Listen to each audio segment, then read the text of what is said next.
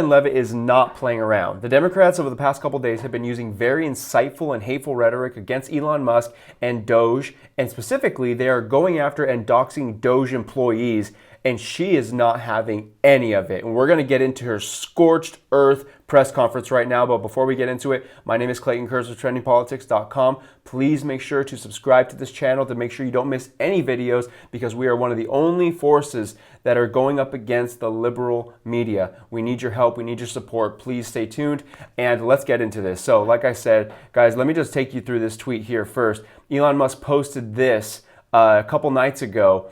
They have been getting doxxed at Doge, and all because they just simply want to cut back government spending, and Democrats don't like how they are doing it. And so thankfully, we got law enforcement involved. Elon Musk posted this: "Our initial review of the evidence presented to us indicates that certain individuals and/or groups have committed acts that appear to violate the law in targeting Doge employees," said Edward Martin Jr., U.S. Attorney for District of Columbia. "We are in contact with the FBI and other law enforcement partners to proceed rapidly. We also have our prosecutors preparing." So this is very serious business, you guys. I mean, we knew that there was going to be opposition, but I mean, they are now doxing employees, and this is what Caroline Leavitt had to say. So let's watch what she says here, because she absolutely left everyone silent. If you heard that type of violent, enticing rhetoric from our side of the aisle, from Republican leaders on Capitol Hill, I think there would be a lot more outrage in this room today. It's unacceptable, the comments that have been made by these Democrat leaders, and frankly, they don't even know what they're talking about. Because President Trump was elected with a mandate from the American people to make this government more efficient. He campaigned across this country with Elon Musk, vowing that Elon was going to head up the Department of Government Efficiency, and the two of them, with a great team around them, were going to look at the receipts of this federal government and ensure it's accountable to American taxpayers. That's all that is happening here, and for Democrat officials to incite violence and encourage Americans to take to the streets is incredibly alarming, and they should be held accountable for that rhetoric. It is pretty ironic how the Democrats can take something that Trump says completely out of context and make it sound like he is inciting violence and inciting all this stuff, when they are actually the ones doing it, and people are taking action and doxing. And so this is from one of the reporters on Twitter: "The feds cracked down on threats to Elon Doge's team. Elon's government efficiency squad is now at the center of a federal investigation, but not for wrongdoing. Doge employees have been doxxed, harassed, and even threatened with violence online, with posts calling for their deaths."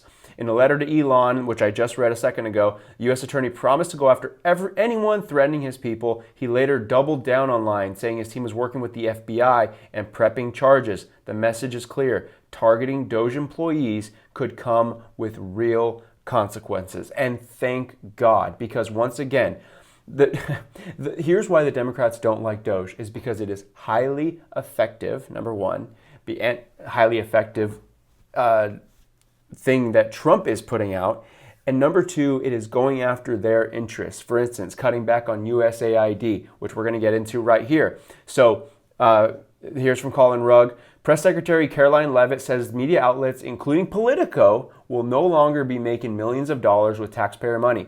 "I was made aware of the funding from USAID to media outlets, including Politico, who I know has a seat in this room." So think about that. A Politico reporter is sitting in the room, and she's straight up saying, "Yeah, we're defunding you guys."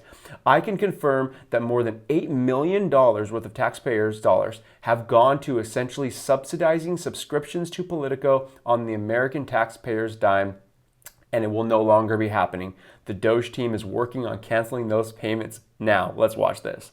So upon coming out here to the briefing room, I was made aware of the funding from USAID to media outlets, including Politico, who I know has a seat in this room. And I can confirm that the more than $8 million taxpayer dollars that have gone to essentially subsidizing subscriptions to Politico on the American taxpayers' dime will no longer be happening. The Doge team is working on canceling those payments now. I love how proud she is of it, because as Kyle Becker says down here in the comments, the State Department and Pentagon needs to stop funding U.S. media companies. It's a massive conflict of interest. And Colin responds, "Some might call that propaganda," which it 100% is. How is the government funding media companies like this? And especially when those media companies have one agenda, and that is to take down conservatives, that is to take down Trump, and that is to take down his entire message. That should not be happening. And that sounds like something that only happens in third world countries, yet it's somehow happening here. All I can say is I hope that every single one of you watching can go to sleep at night now, knowing that your taxpayer dollars are being put to use in a better way. Thank God for this. So I just wanted to show you this video. Caroline Leavitt is absolutely mopping the floor with Democrats and the reporters every single day. And this is going to be a very, very fun year. So fun 4 years. I hope you stick around with us. Once again, my name is Clayton Kearns from Trending Politics. If you haven't already, please make sure to give this video a like and comment below. Let me know what you think about Caroline Leavitt, the job she's doing so far. Okay? I'll be talking to you guys soon.